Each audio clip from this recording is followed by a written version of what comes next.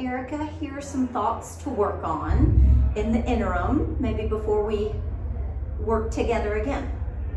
So a few exercises that are about what we call kind of hip dissociation, or being able to move the legs while the trunk is pretty stable, pretty supported. So head resting, rib cage resting, pelvis resting. So I'm not pushing, I'm not holding, I'm not pulling, and that bent knee opening. So pelvis staying level, one leg opening at a time. So I'm alternating, and I've even got my fingers on my pelvis, trying to maintain the levelness of the pelvis and that same kind of relationship between the ribs and the pelvis. Trying to breathe as naturally as possible. Trying to keep the head and the shoulders pretty quiet, pretty relaxed.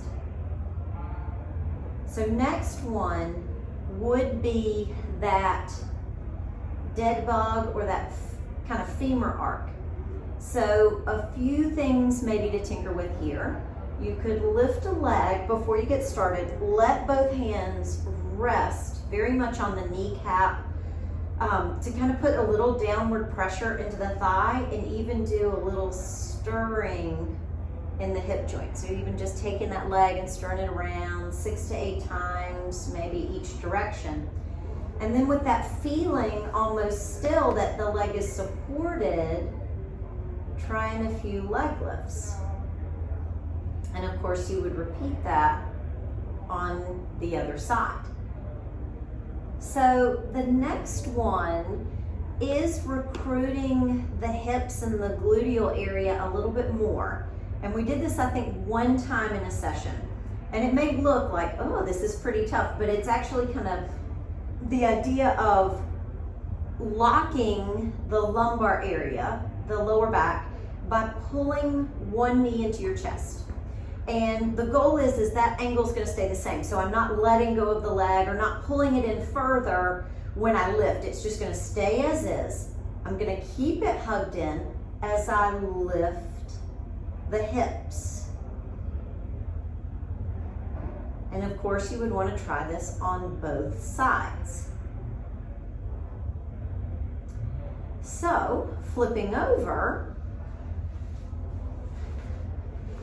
resting on the mat, and I've got my head to one side so I can still kind of talk and verbalize, but you could just rest your forehead on your hands. The idea of really getting the front of the pelvis to rest on the mat. And this may be the fact, or you may want to place a pillow under the belly button, under the pelvis, just to get the back out of a little extension if needed. But really trying to keep the pelvis kind of flush to whatever surface underneath it. And you're working on a hamstrings curl. You're working on a knee bend while maintaining the groin, the pubic bone on each side in contact with the mat.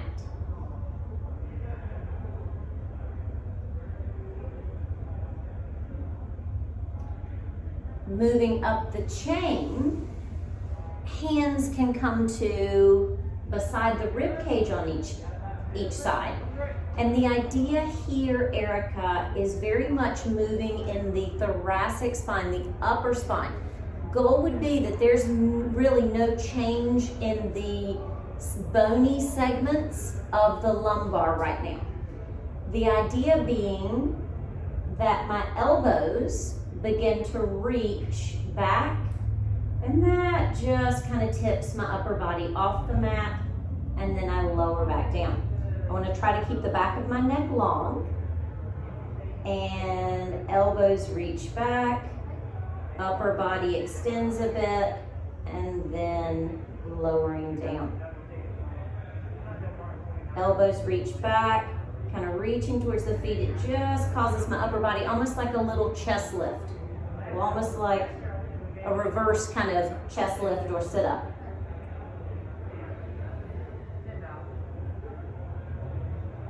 And then last but not least, Erica, hands and knees, maintaining that line of if I had a dowel stick on that hit the back of my head, the back of my ribs,